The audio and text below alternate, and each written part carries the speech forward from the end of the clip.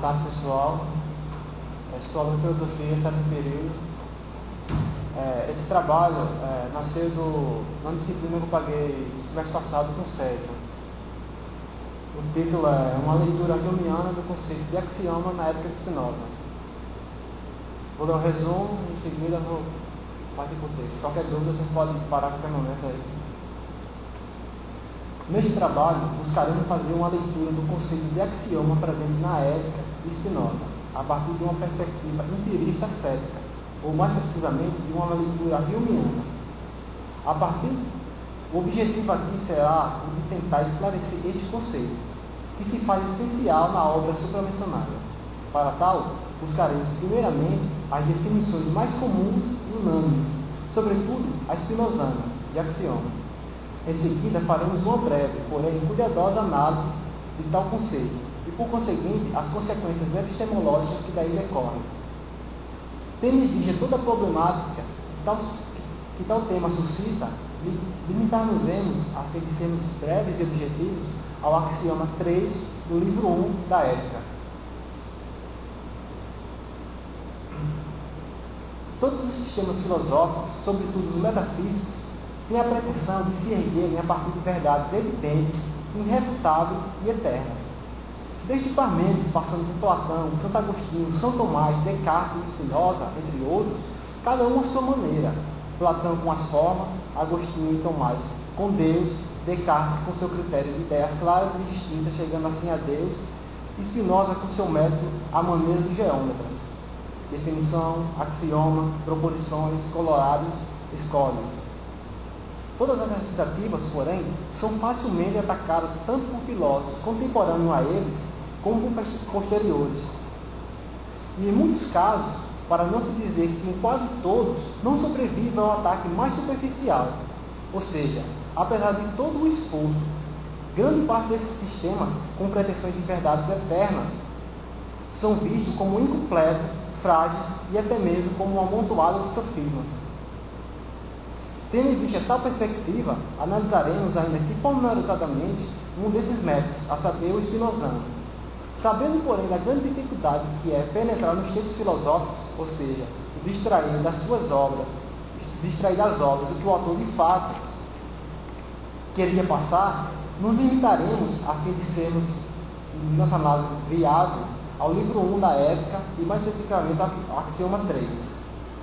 Como foi dito acima, Spinoza usa-se do método geométrico para elaborar a sua ética, o que de alguma forma justifica a tese supramencionada, que os sistemas filosóficos buscam um método universal para conquistar verdades eternas, contradizem mutuamente, pois, do contrário, Spinoza limitar-se-ia a comentar Platão.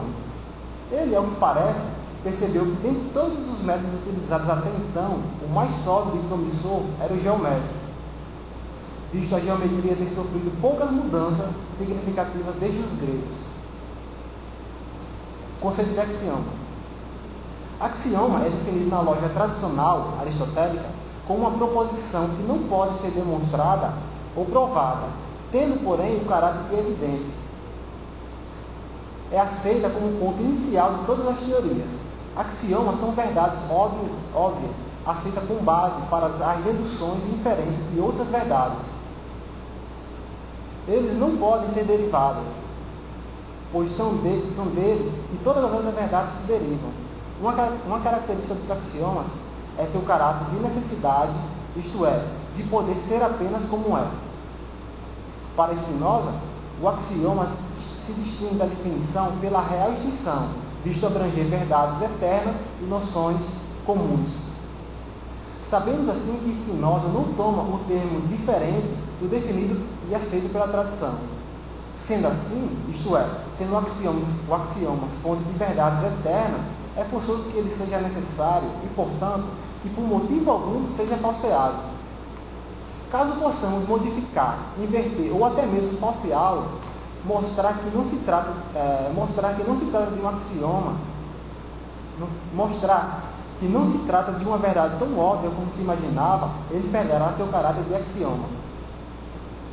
Antes de qualquer coisa, vale lembrar também que nem todos os princípios são demonstráveis. pois caso os fossem, não haveria demonstração, visto ser infinito em tal tentativa, como disse Aristóteles. No entanto, o que é demonstrativamente certo, refiro-me aqui à distinção que Hume faz entre as duas possibilidades da operação do entendimento, que a primeira, relações de ideias, que são demonstrativamente certas, ou seja, que não podem ser concebidas contrariamente, sem implicar contradição, e as questões de fato, que diz respeito ao raciocínio causal. Este tem um caráter de contingente, pois pode ser concebido contrariamente, sem implicar contradição.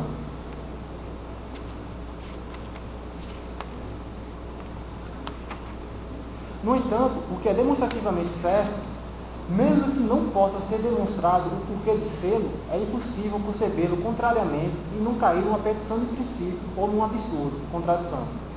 Por exemplo, o princípio de não contradição no primeiro caso, no segundo, a geometria. Se parcelas iguais forem adicionadas a quantias iguais, os resultados continuarão sendo iguais. Isso é um exemplo de um axioma.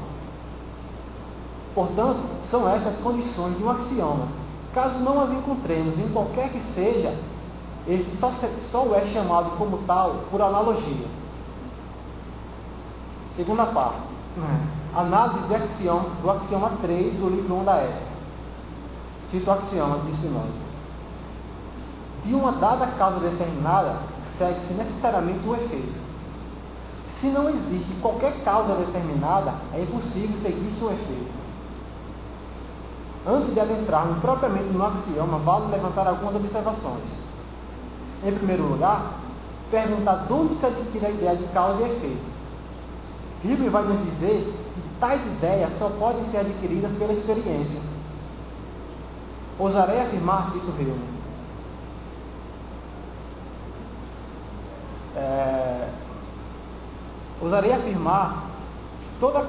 todo conhecimento de causa e efeito como proposição geral, que não admite exceção, que o conhecimento desta relação não advém em nenhum caso por raciocínio a priori, porém nasce inteiramente da experiência, quando vemos que quaisquer objetos particulares estão conjuntamente conjuntados entre si.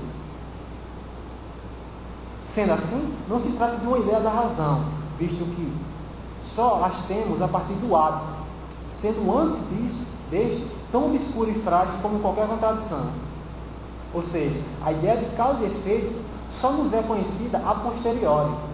Antes de as termos, todos os raciocínios que dizem respeito à causalidade, à existência real, são ininteligíveis.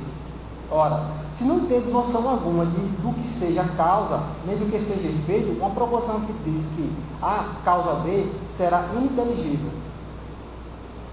Em segundo lugar, as ideias de causa e efeito são distintas, e todas as ideias distintas são separáveis. Cito Hume. Todas as ideias distintas são separáveis entre si. E como as ideias de causa e efeito são evidentemente distintas, é fácil conceber que um objeto seja não existente neste momento e existente no momento seguinte, sem juntar a ele a ideia de uma causa ou princípio produtor. Uma vez, portanto, que não implica contradição ou absurdo a separação real desses objetos, é possível e por isso não pode ser refutada por nenhum raciocínio baseado na meras ideias. Portanto, é concebível e não implica contradição falar de causa sem efeito e vice-versa.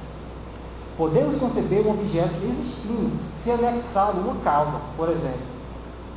Em terceiro lugar, o termo necessário não é usado adequadamente, pois necessário é como disse Aristóteles, o que não pode ser de outra forma. Portanto, qualquer axioma que se possa conceber contrariamente não poderá ser considerado como tal. A ideia de causa e efeito é adquirida pelo ato, portanto, são contingentes, o contrário da necessidade. Tais ideias são independentes, ou seja, uma pode ser concebida sem a outra. O axioma, cita Spinoza, de uma dada causa determinada segue-se necessariamente um efeito, e se não existe qualquer causa determinada é impossível seguir-se um efeito, à primeira vista parece evidente, necessário e uma verdade eterna. Porém, ao que parece, ele pode ser falseada, pelo menos no nível ideal, racional. Por exemplo, podemos conceber os efeitos antecedentes às causas. Podemos também afirmar que uma única causa determinada segue-se necessariamente em efeitos diversos, aleatoriamente.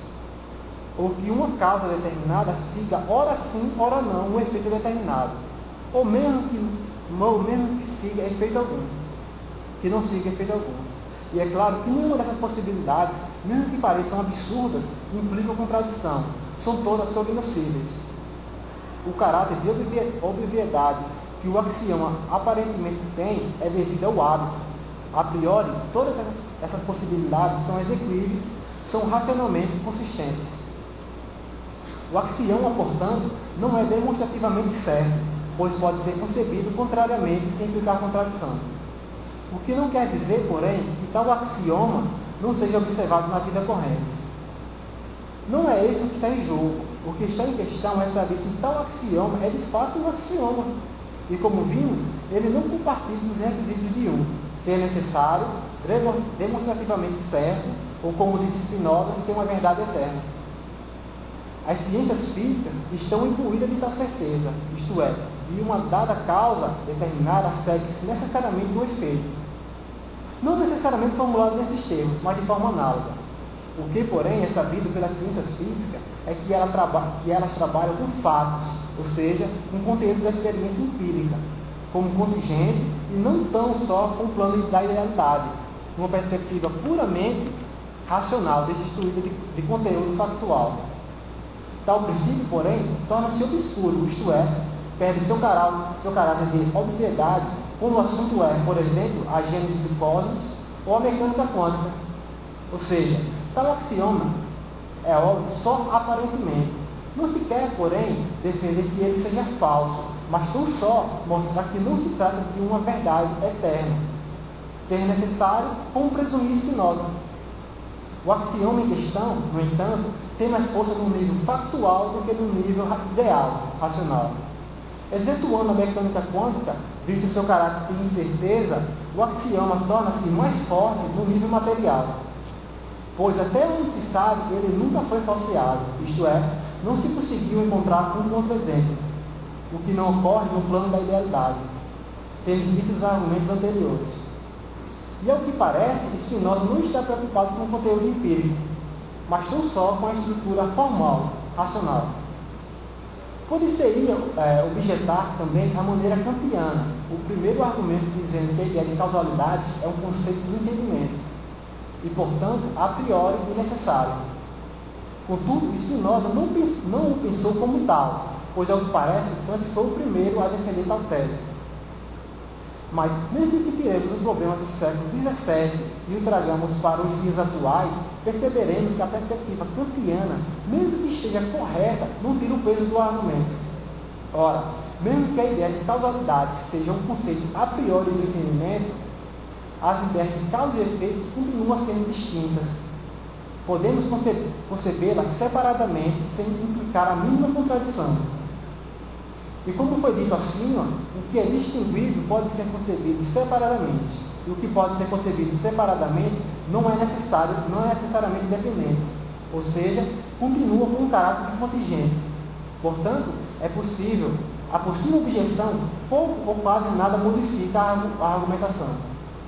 Podemos, então, ao que parece, afirmar que o axioma 3 da ética não se trata de um axioma propriamente dito, pois ele não traz consigo as características de um, ser necessário, evidente e, como diz Spinoza, uma verdade eterna. Não pretendemos aqui, porém, avaliar o impacto dessa leitura, que essa leitura tem na obra em questão. Necessitaria de uma leitura mais pormenorizada e atenta de toda a ética, o que, no entanto, não é o objetivo do presente trabalho. Obrigado.